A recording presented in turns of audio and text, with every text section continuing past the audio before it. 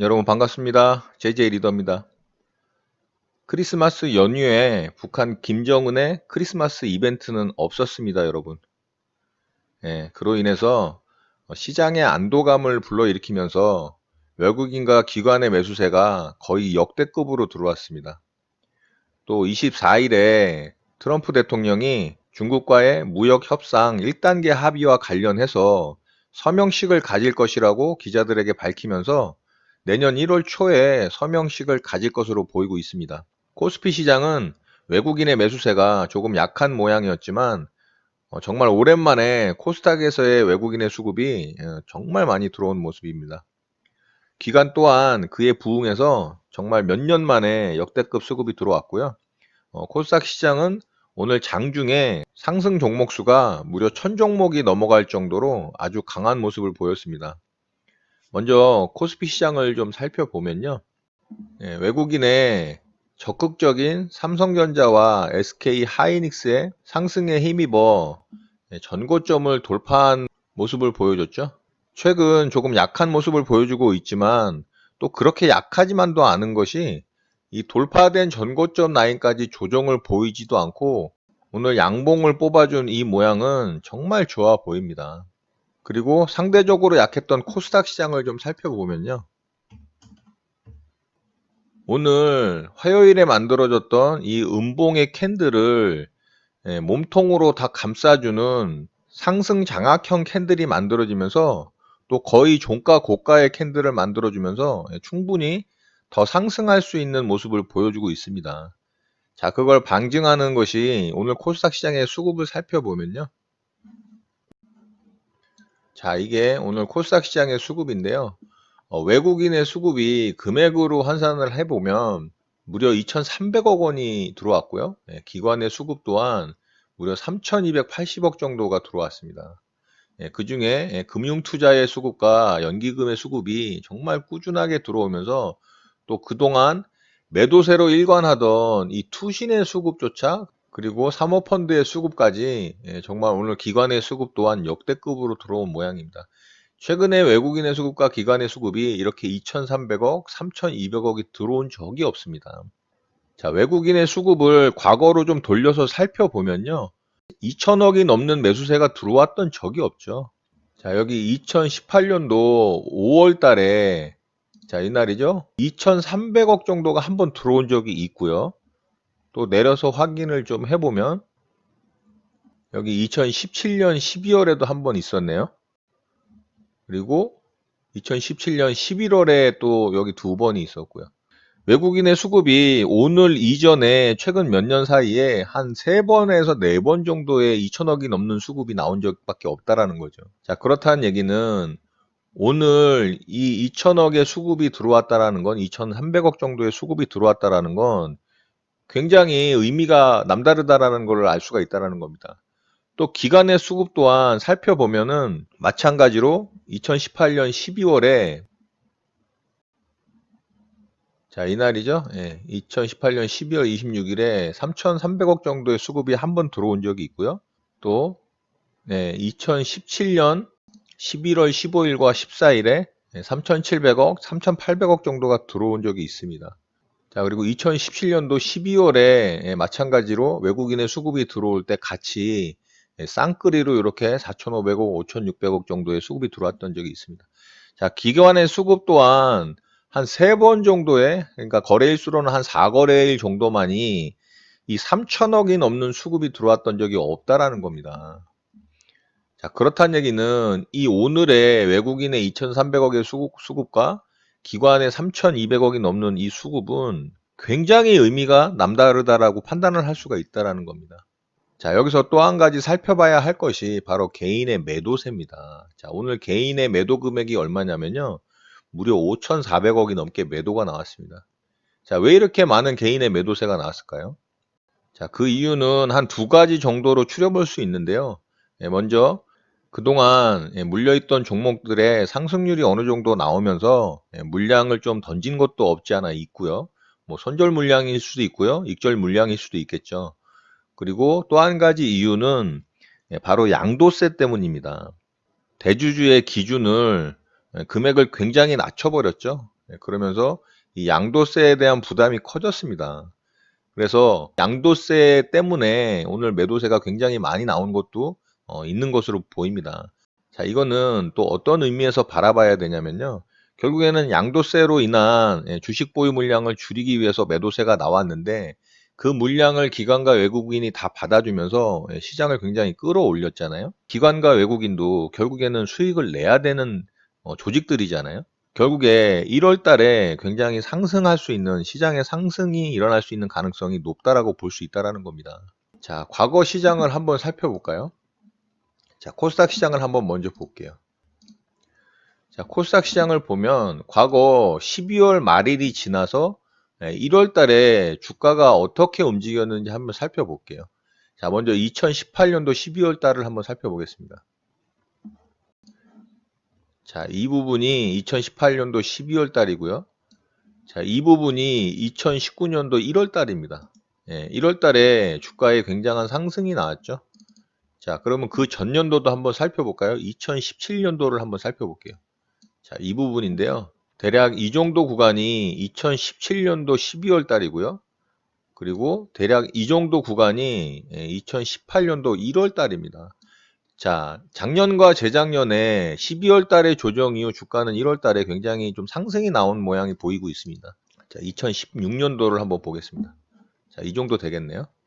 자, 2016년도도 보면 이 정도 구간이 12월 달이고요. 자, 그리고 이 정도 구간이 1월 달입니다. 근데 1월 초에는 지수의 상승이 어느 정도 나왔다라는 것을 볼 수 있습니다. 자, 그렇다면 이번 1월 달은 어떨까요, 여러분? 이번 1월 달도 제가 봤을 때는 상승 여력이 굉장히 강하다라고 봅니다.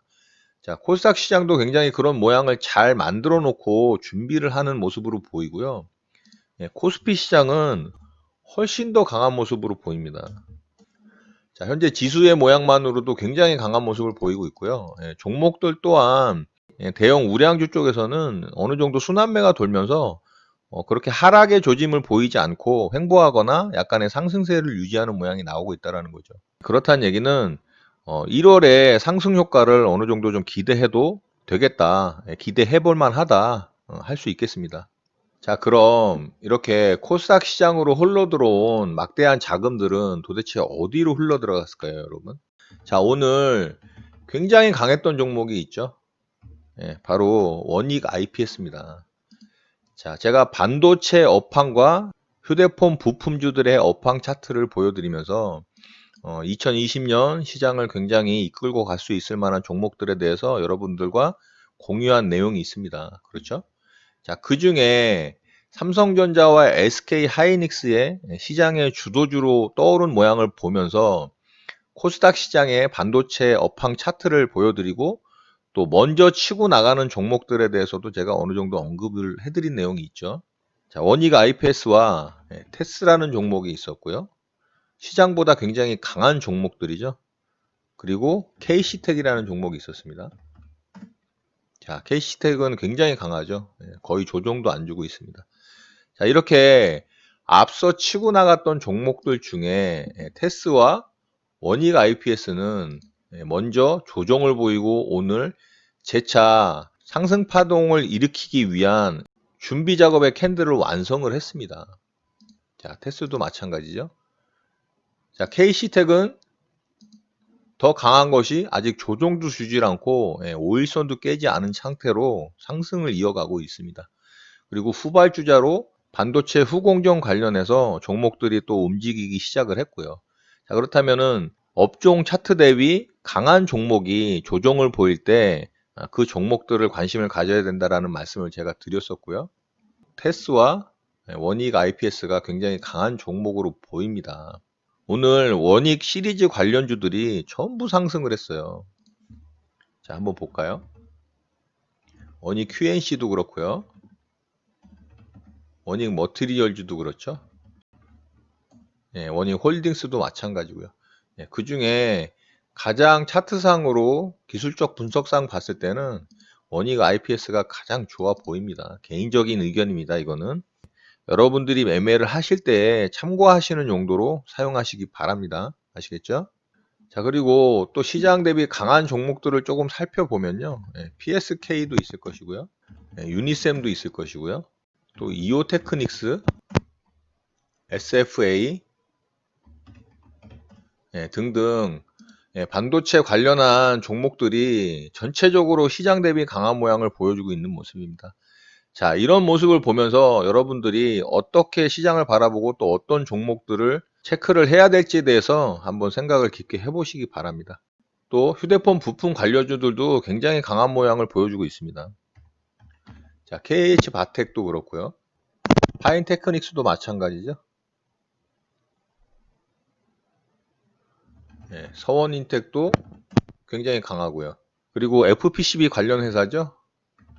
코리아 서키트 또한 굉장히 강한 모양을 보여주고 있습니다.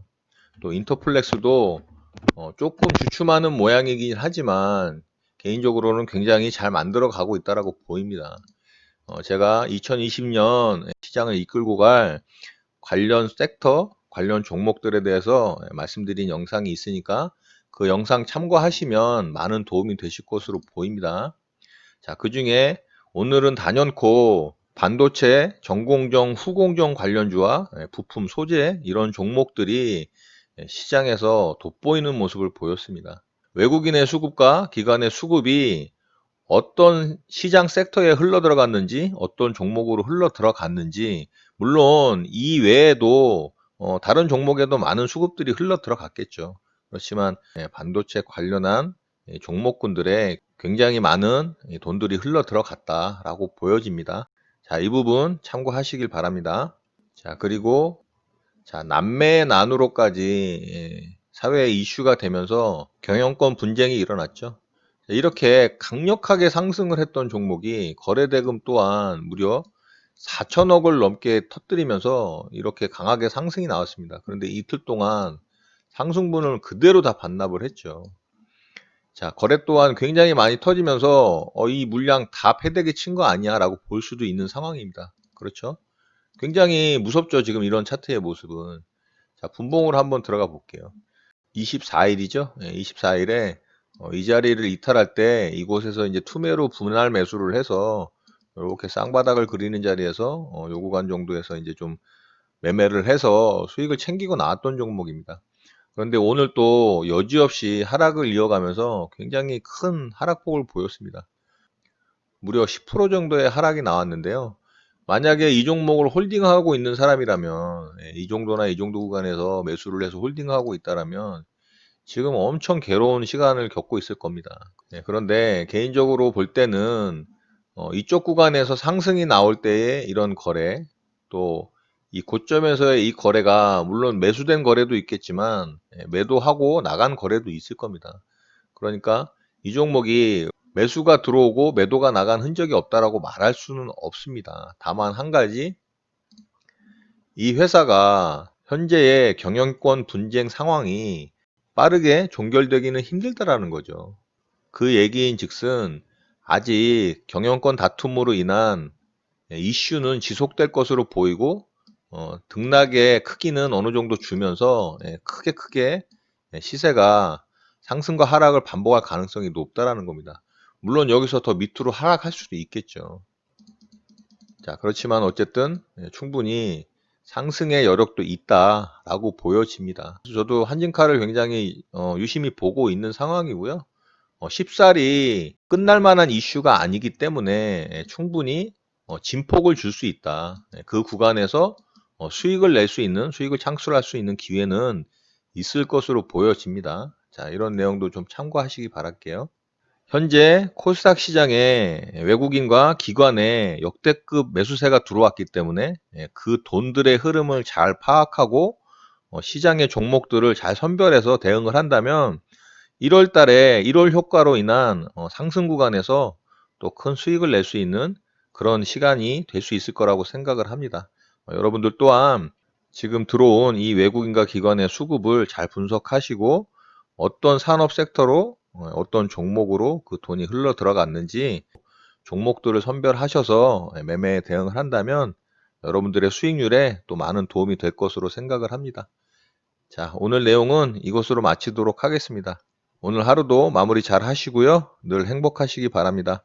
여러분의 구독과 좋아요는 언제나 영상 제작에 큰 힘이 됩니다. 감사합니다. JJ 리더였습니다.